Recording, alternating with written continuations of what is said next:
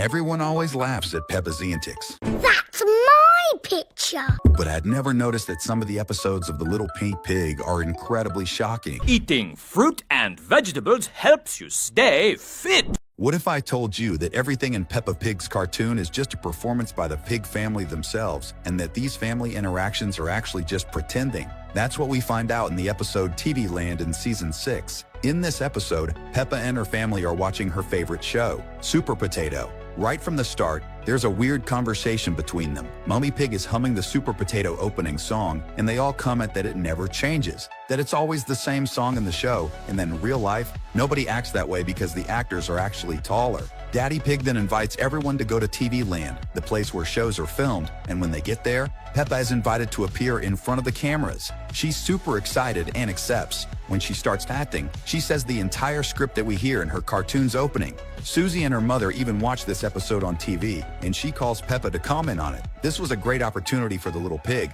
but does that mean that every time we see Peppa Pig's opening, she, her brother, and her parents are acting? The weirdest part is that Peppa asks if she can be on TV again, and Miss Rabbit says that now she can be on TV every day, hundreds and hundreds of times. And when she says this, she looks directly at us. Creepy.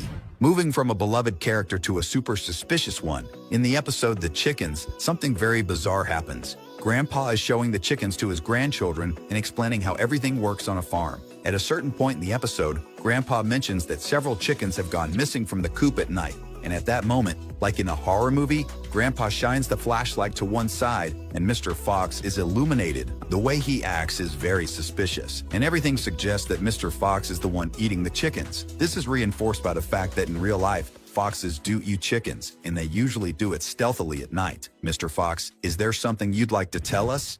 Daddy Pig always wants to try new adventures, and that's why he decides to go skydiving in episode 6 of season 7. He does this alongside Mummy Pig. While they are on the plane, getting ready to jump, Mummy Pig is really scared, and as Daddy Pig tries to reassure her, he goes right to the edge of the door and falls off. It's very shocking how Daddy Pig falls because he didn't jump as planned. It was all an accident, and he falls without the parachute. Mummy Pig jumps after him and manages to grab him, but Daddy Pig slips, falls into the school, and breaks the roof. At the end of it all, Mr. Bull even says they need to skydive again to raise funds to fix the school roof. Try to be more careful next time, huh, Daddy Pig?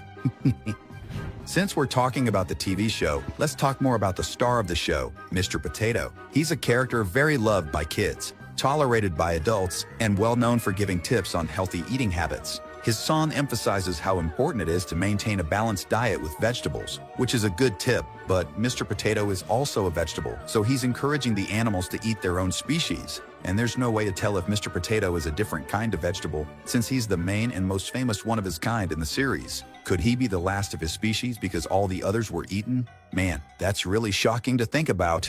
In Peppa Pig's world, things work similarly to ours. Kids go to school, adults go to work, and everything follows this routine. But something that always stands out and is very different from our reality is how animals interact with each other, even when they're from different species. Being different isn't the problem, as they handle it well. But what about what involves predator animals? Many times in the show, animals that would normally be prey interact with others who would be their predators, like Mr. Bear, the town's doctor. When George gets sick, he's the one who treats him, and everything goes well in the consultation. But everyone knows that in real life, things wouldn't turn out so well, as bears are carnivores. In other words, poor George would be in big trouble. So the question is, how do such different species live in harmony in Peppa's world? We know Mr. Fox is an animal who gives in to his instincts and goes after chickens. So could this happen with other residents? Could it be that even though he seems restrained, the doctor feeds on other animals in secret? Scary. If you're also a Peppa fan and are enjoying the video so far, comment #LittlePig down below in the comments. In the episode The Fire Engine, some of the men in the town get together to chat and have a barbecue. Joining the gathering are Mr. Bull, Mr. Rabbit, Mr. Pony, Mr. Zebra, and Daddy Pig. This day seems like it should be a lot of fun, a relaxing afternoon among friends. But there's something shocking hidden here. As I mentioned, the friends' intention is to have a barbecue. But have you really thought about this? How are animals going to have a barbecue? The zebra, rabbit, and pony are vegetarians, which makes sense. But what about Mr. Bull and Daddy Pig? They are, well, the type of meat that is often served at many barbecues. So I can't help but wonder, what exactly are these 5 friends grilling?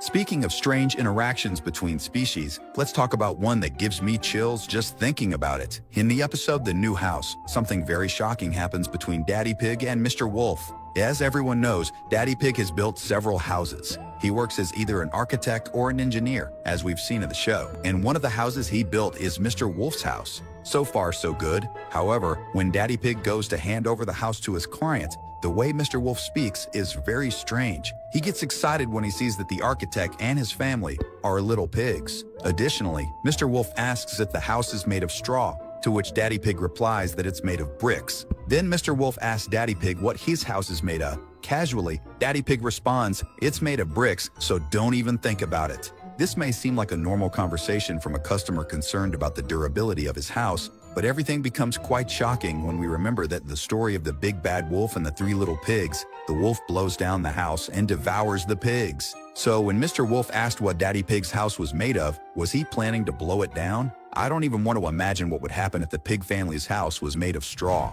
As everyone knows, most of the houses in Peppa's town are perched on the tops of mountains, and it's common to see the residents arriving at their homes by car, since it must be difficult to reach the top of the mountain on foot. However, there is one family that lives the complete opposite way. The rabbit family lives in an underground house, and to get there, you have to walk below the ground, and the path is quite dark because they live so deep. They're rabbits, so it doesn't seem to bother them, but it's very strange that everyone else lives in well-lit houses on top of mountains, except for this family. Let's not forget that they are all animals living like humans, so this family doesn't have to live underground just because that's something rabbits do. Could it be that the rabbit family faces some kind of discrimination and is pushed away by the other residents? It even seems to affect the children, as Richard Rabbit is afraid of stairs, as his sister Rebecca Rabbit explains to Peppa. It's as if no one pays attention to this family. And if you're also a Peppa fan and are surprised by this video, click the subscribe button, activate the notification bell, and enjoy. In the episode Sea Treasure, Peppa and George are camping with Grandma and Grandpa on the beach. At a certain point in the episode, the kids and Grandma go play in the water and find a bottle with a note inside. The letter is from a child who says they're on vacation with their mom and dad. It's signed by Rad Rabbit, and it includes his phone number. Peppa asks to call him, and Grandma does, and the person who answers is Grandpa Rad. The most surprising part of this episode is that he's the one who wrote this letter 100 years ago. And if he was around 8 years old when he wrote it, how old is Grandpa Rad now? As everyone knows, Peppa is George's older sister. Even though it's not clear how many years apart they are, it's obvious there's an age gap. However, if this difference exists, how is it that both of them attend the same class and do the same activities? Strange, right? Well, the answer to this may shock you, but there's a theory that Peppa has learning disabilities, which is why she's a few years behind in school. Of course, it could be the case that George is advanced and super smart, but if that were true, it would definitely be mentioned in the show. In reality, the pig family seems to know that Peppa has a learning disability, but they don't talk about it all the time to avoid demotivating her. Instead, they encourage her to keep studying and using her imagination. I'm going to watch the next Peppa Pig episodes very closely to spot these mysteries and try to solve them. We picked 2 really cool videos that are perfect for you, so you can keep watching fun content with us. Just pick the one you like best and click on it. Thanks, and enjoy the video.